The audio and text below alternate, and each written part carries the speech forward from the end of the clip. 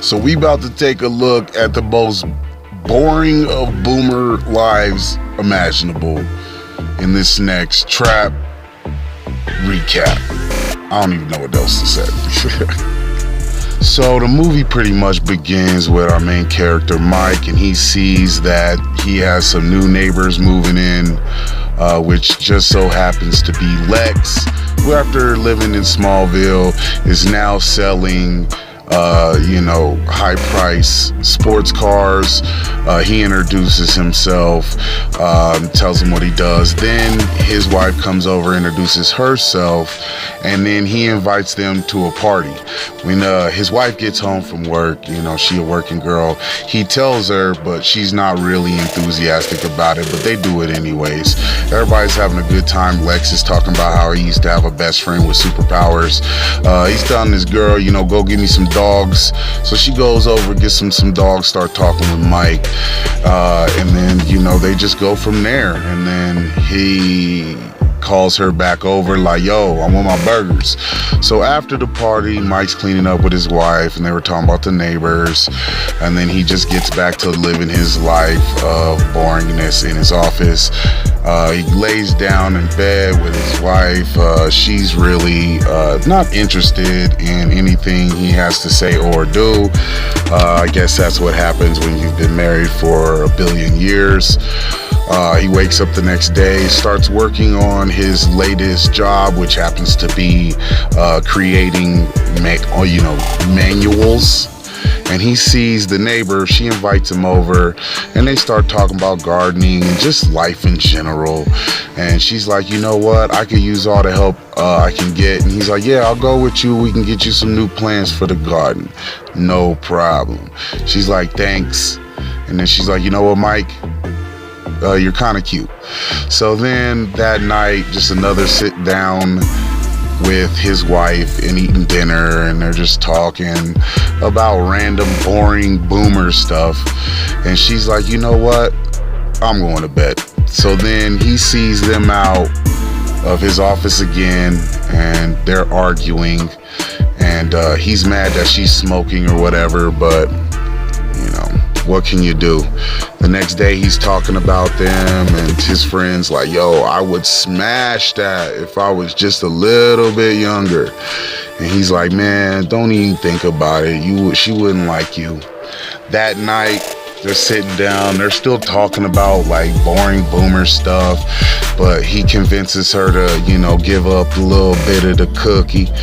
And during sex, he is seeing her, and then next thing you know, he starts seeing the neighbor, right? Like straight up hallucination. Then he starts beating, like he's beating it like he ain't never beat it before all of a sudden. And it's a very interesting situation.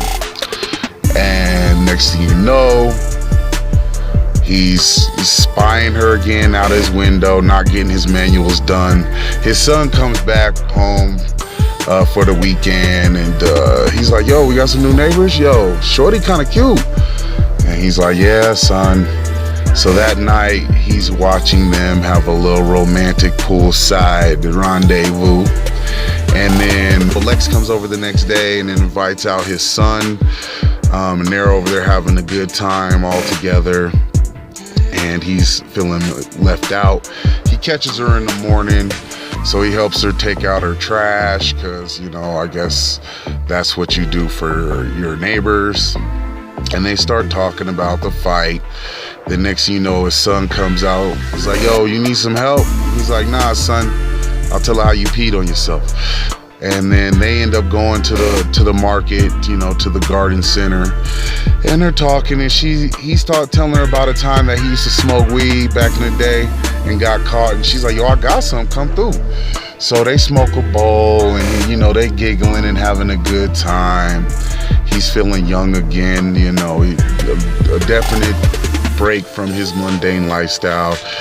And she's like, you know what, I do want kids, but Lex doesn't really want kids, and so I just be chilling. And then she walks away to get him a beer, and I think he thought he noticed something, but she has no K-Cola. And then she starts opening up to him about how Lex can sometimes be crazy, And though she loves him, she doesn't know if they made a good decision, and she starts crying and leans in for the hug. He's a good guy, Mike, so he like hugs her back. Then out of nowhere, she kisses him on the cheek, and then it's like, you know what, I'm kind of horny off of this indica right now. And they start making out a little bit, but after a few minutes, they decide they are making a mistake. She's like, sorry, Mike, you're a good man. I don't want to do this to you. He's like, yeah, I probably should, hit the dusty road. And then at the last minute, she calls him. And that's about it for what we know. You know what I'm saying? He goes and takes a cold shower and releases some demons. He sees his wife and she's just talking and talking. The next day, he's back to the manuals and also back to seeing what they're doing. And his son and Lex are hanging out more. What's up? And it's just a real weird situation and stuff. So he's out and about and he's looking around and he hears some noises, so he goes into the neighbor's house. Lex like, what are you doing in here, man? He's like, well, I heard some screaming and I heard like some stuff break. He's like, babe, you good? And he's like, yo, she said she good, Boomer. She's like, yeah, I'm good, just go, it's fine. And he's like, you know what, it's weird that you came up in here. Like, you a little bit of a weirdo, huh? You probably should just not be worrying about what I got going on and worry about your own damn life. So then he heads back over to the house and then he tells his wife what happened. He's like, yo, they were screaming. His wife's like, yo, what happened though? He's like, I don't know, but I thought she was hurt, so I went in the house. And then that weirded her out, so she's like, you know what, you need to leave. And then he packs his stuff up and goes and tells the neighbor that he's leaving, and she's like, I think I'm gonna do the same. He's like, well, if you want to get a place together, and she's like, I don't know if that's a good idea. So then he's just chilling and he's online, and then he's also still checking out their like Facebook, Instagram, TikTok, which is weird. And then he comes back, a week later, and she's like, yo, we're working it out because I'm pregnant. He's like, what? So then he goes inside and then he's talking to his wife trying to work it out, but she ain't trying to hear that bullshit. So he ends up eating alone, but then he hears some noise. Like, he goes outside and he ends up running into the neighbor arguing with Lex. And he's like, yeah, what's up, Mike? Yo, let me deal with this. He's like, you know what? You should just go inside, bitch, and stop acting crazy. And he's like, hey, don't touch her like that. And Lex is like, what? This has nothing to do with you dumb old man. And he's like, oh yeah? And he's like, yo, are y'all fucking? Yo, I swear to God, you fucking this old man? And then he tries to grab her up. Mike comes over to stop him, gets thrown to the ground. And he's like, yo, stay your ass down, bitch. And then his wife goes over and tries to make sure he's okay. And he's like, yo, what the fuck? You don't need to worry about this old bitch.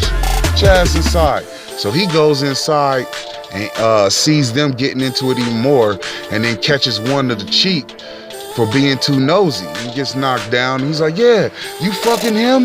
You fucking this old derelict? And then while he's saying all that, he gets hit by the pool stick by Mike, and he just falls the fuck out. Probably dead. You know what I'm saying? Who knows? She's like, what have you done? I can't even believe this. Man, get out of here. And he's like, yo, okay. So then he gets out of there, and then he sits and waits for the police to come. And that's the whole fucking movie, I swear to God.